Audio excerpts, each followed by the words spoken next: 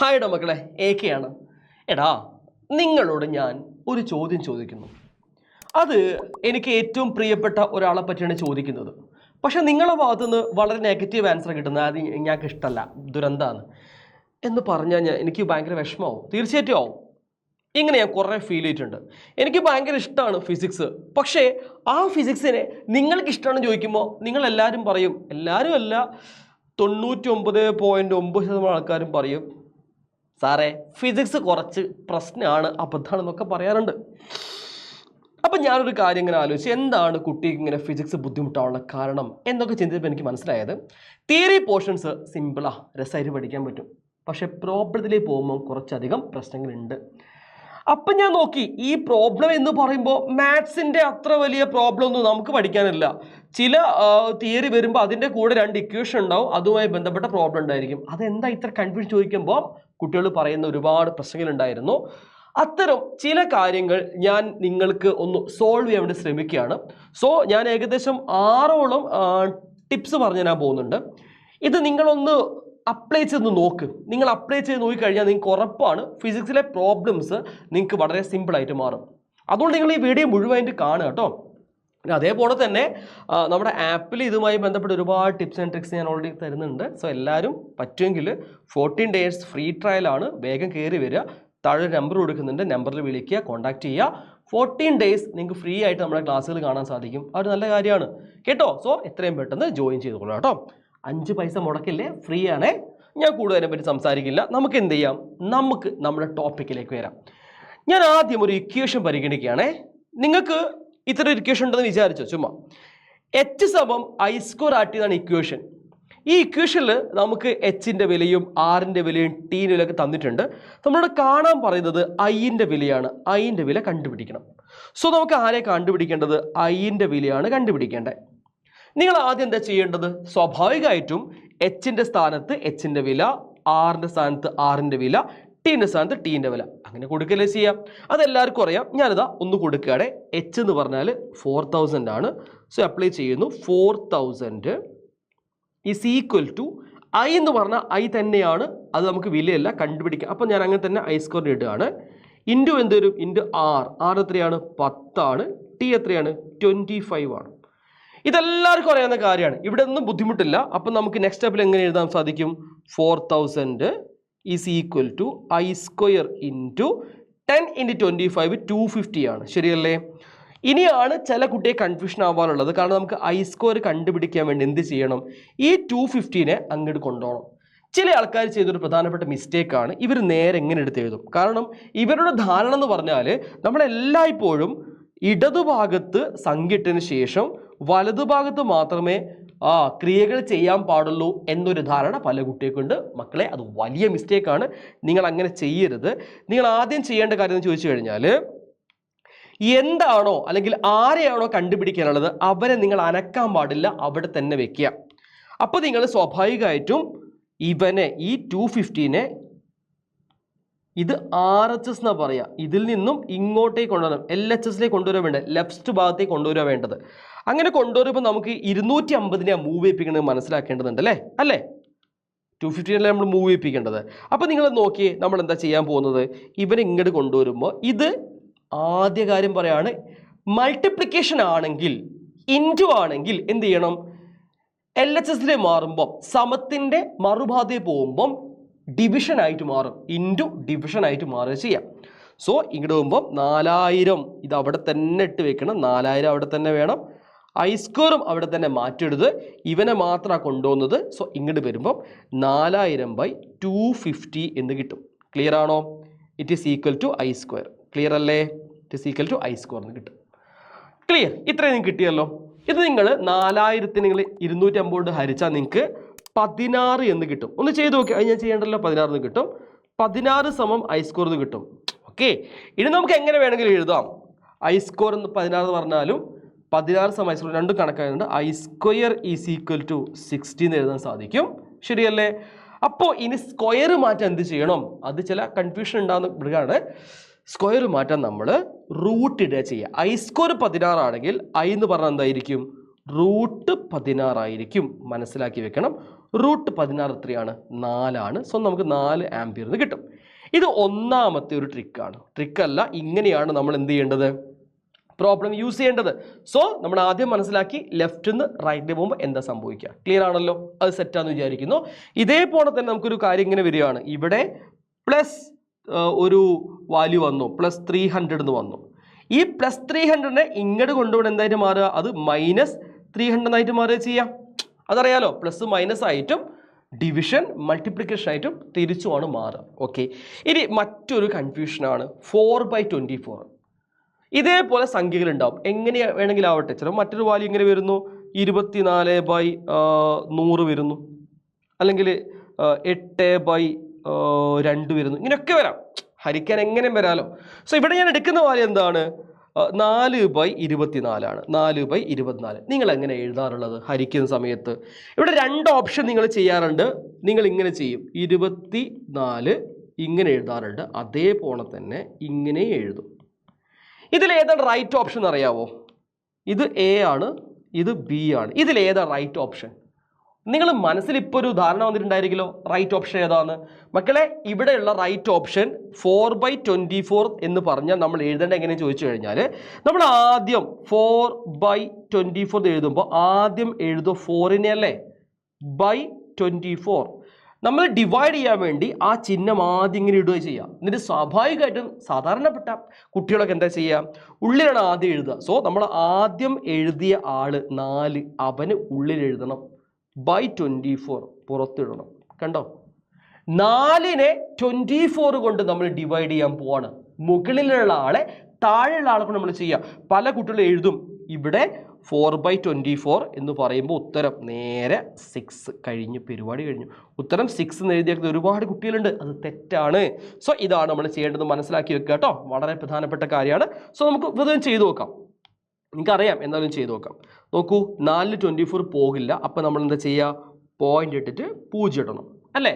40ൽ 24 ഒരു തവണയേ പോകുള്ളൂ. സോ എത്ര കിട്ടും? 24 ആകും. ബാലൻസ് 16 വരും, 16 വരും. 14 24 പോവില്ല. അപ്പോൾ വീണ്ടും എന്ത് ചെയ്യണം? ഒരു 0 ഇടണം.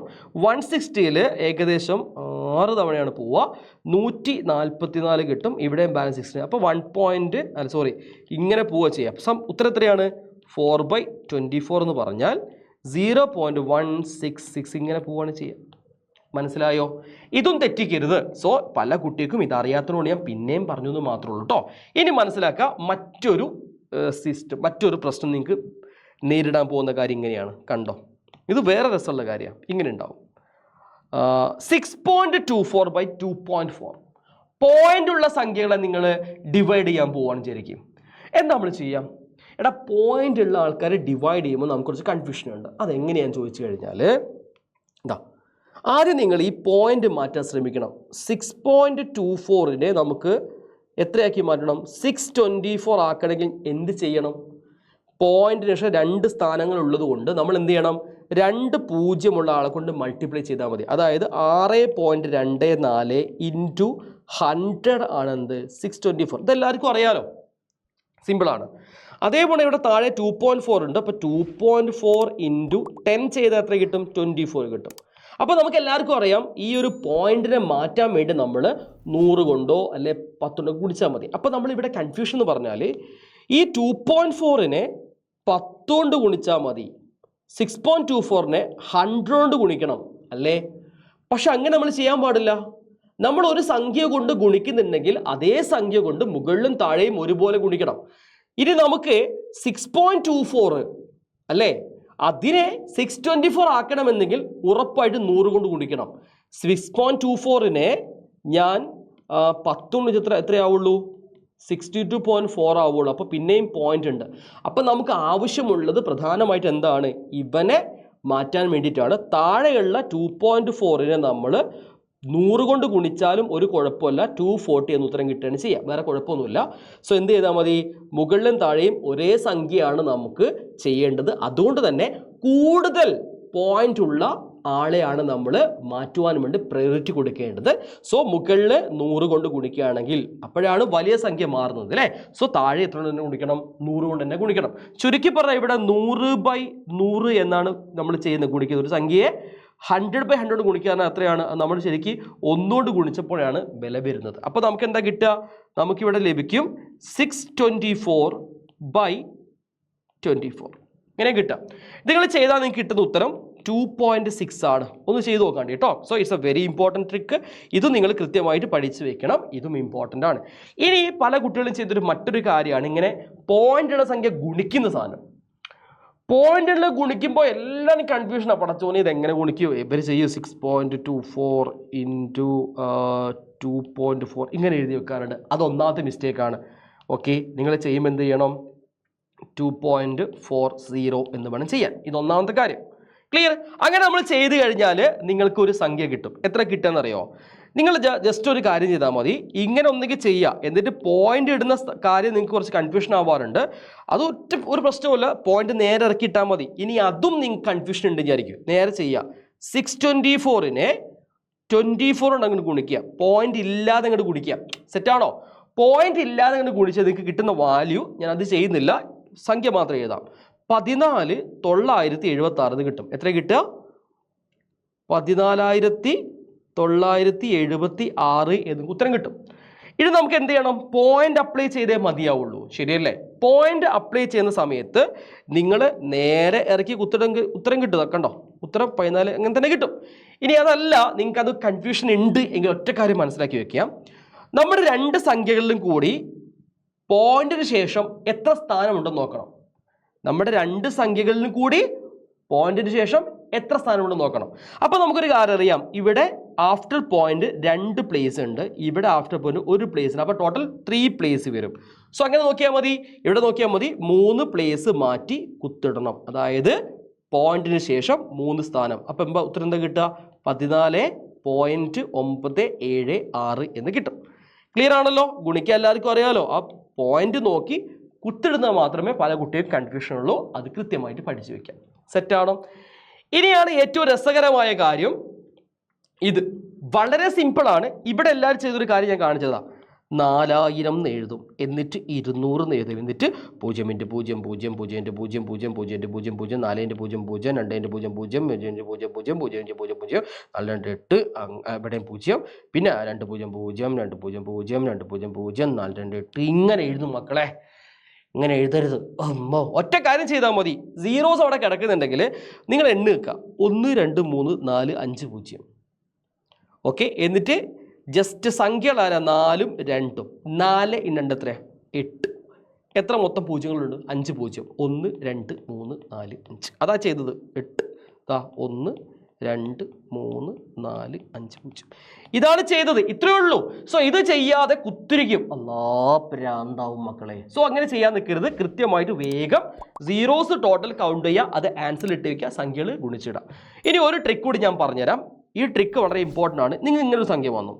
400നെ നിങ്ങൾ 400നെ ആക്കണ്ട, 424നെ 100 കൊണ്ട് ഗുണിക്കുകയാണ്. അല്ല, 100 കൊണ്ട് ഡിവൈഡ് ചെയ്യാൻ വന്നു. സോ 100 1000 10 ഇങ്ങനെയുള്ള ഡിവൈഡ് ഒറ്റ കാര്യങ്ങൾ ചെയ്താൽ മതി. ശരിക്കും ഇത് എങ്ങനെയാണെന്നറിയോ? 424 അതാണ് സംഖ്യ ബൈ 100. ഇതാണ് കിട്ടുക. മനസ്സിലാക്കി വെക്കണേ. 424 എന്ന് പറഞ്ഞാൽ ശരിക്കും എന്താണ്? അത് 424 പോയിന്റ് ശരിക്കും 00 എന്നുണ്ട്. പക്ഷെ നമുക്കൊരു 0 ഇട്ടാൽ മതി.